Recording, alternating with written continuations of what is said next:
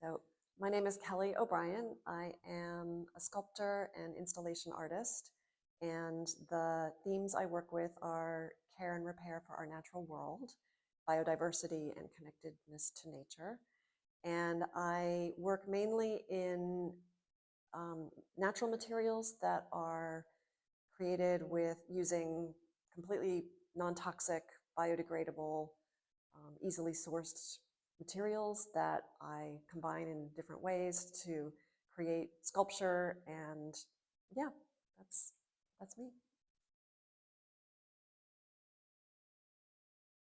When We Are Among the Trees, which is a tribute to a poem, Mary Oliver's poem, When I Am Among the Trees, which is one of my favorite poems. I find very inspiring.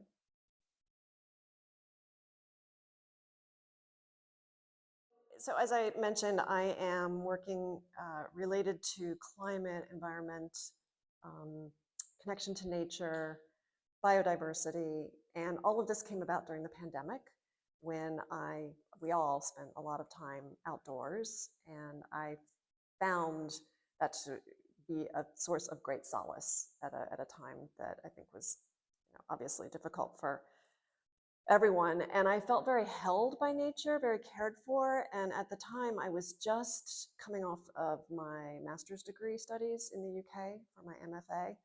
And I had all this momentum, and then it came to a screeching halt.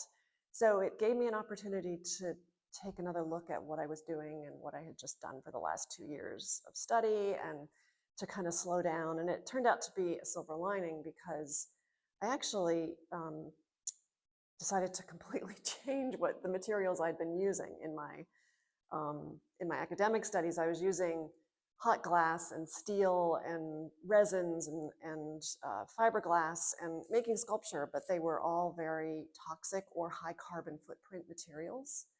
So during the pandemic, back to nature, feeling very cared for by nature, I had, kind of another climate epiphany. And I mean, we were all aware of those sorts of things, but I was really interested in what I could do to be less toxic in how I was making.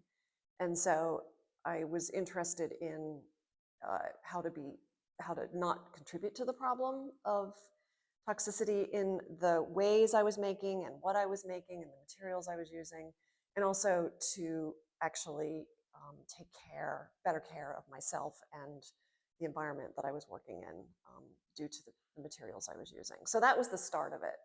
And that grew into a curiosity and a lot of research that I did around alternatives to materials that I had been using. How could I create just as robust, just as interesting, just as contemporary sculpture, but using non-toxic materials? And so that was the path I started on in 2020, 2021, and did a series of residencies and took, a bunch of sort of workshops and classes to learn more about this. And so that's where I am today. Still on a learning curve, but with a degree of ability to create what I want with these materials. So, and I feel better about what I'm doing. I feel freer. I don't worry as much about waste or what's going to happen with things that don't work out. I embrace failure because there's not a consequence to me using materials and then things not working out. I used to be so anxious about, like how to dispose of plaster or resin, or, these materials that were, I knew they were going, even if you're responsibly disposing of them, they were causing me a lot of stress. So now I don't stress because everything I use is natural, completely biodegradable, and non-toxic. So it's very freeing. I'm working in environmental themes. In, um, I'm interested in how to sort of build a visual vocabulary to tell a story of care and repair. And so how can I be using materials that are destructive or harmful if this is the story I'm trying to explore? So there was a piece of integrity there that I had to align, in terms of my materials and my making and my fabrication. And now I'm really interested in taking that further, and I try to source local materials when possible. I try to, make my own ink if I can, things that really push the envelope a bit. And I think that there are a lot of exciting, important things happening in the art space around this. I know galleries and art fairs and real leaders in the arts are starting to look at beyond carbon footprint. They're starting to look at all their practices and all the parts that contribute to the harm that we're doing. So there's a lot of growth there for me. I by no means am I doing all the things I think that I could be doing, but I've started, and the most important thing was to get really clear on how and what I was making.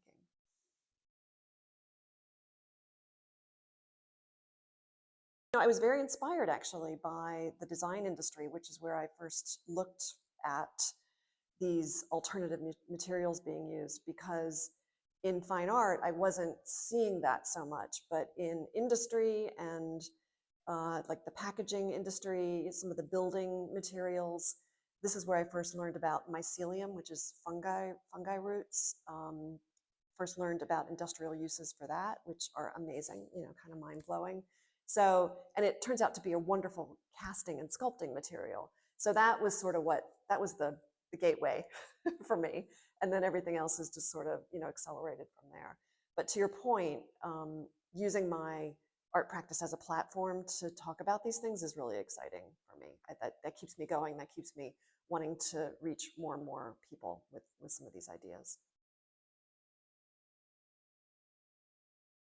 Sure.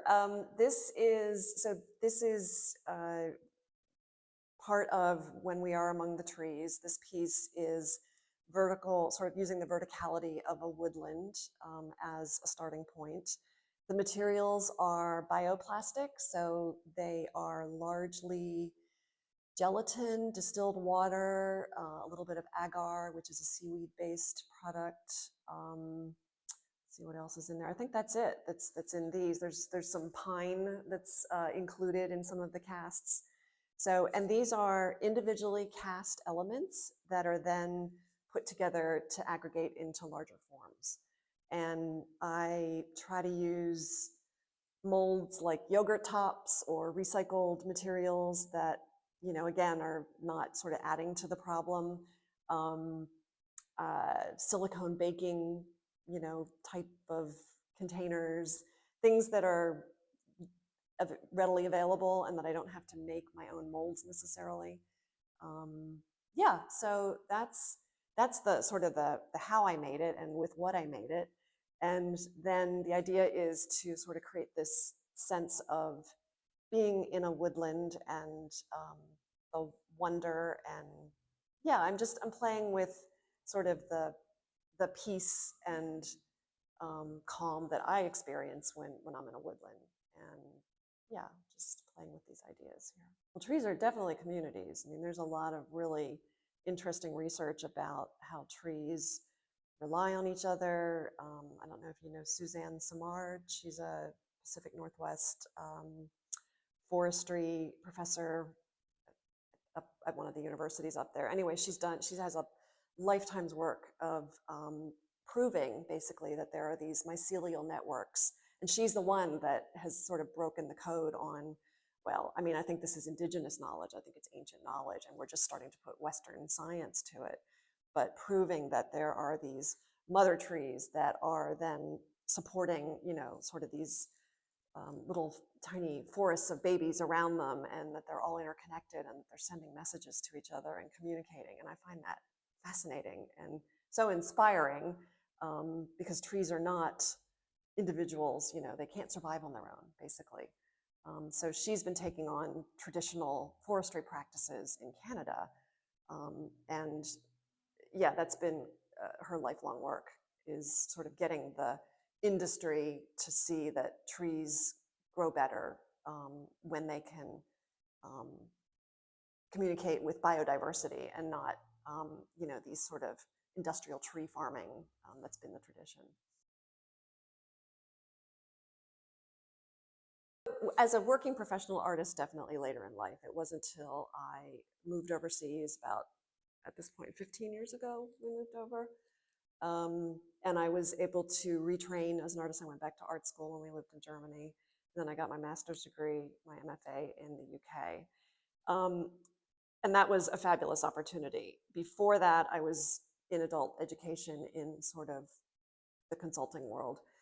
But I've always been, I grew up in a family of makers and doers. Like my mom always was leading the arts and crafts, whatever, you know, at camp or at the school or the church or whatever. She was always making things. And my dad was in kind of the buildings trade. And so I worked with him and I got very good, you know, with my hands. Like even when I was very young, he'd take me along to work and because it was his own business. And so I learned how to, you know, knock through walls and run cables and do all kinds of things. So I had a lot of confidence early with hand skills.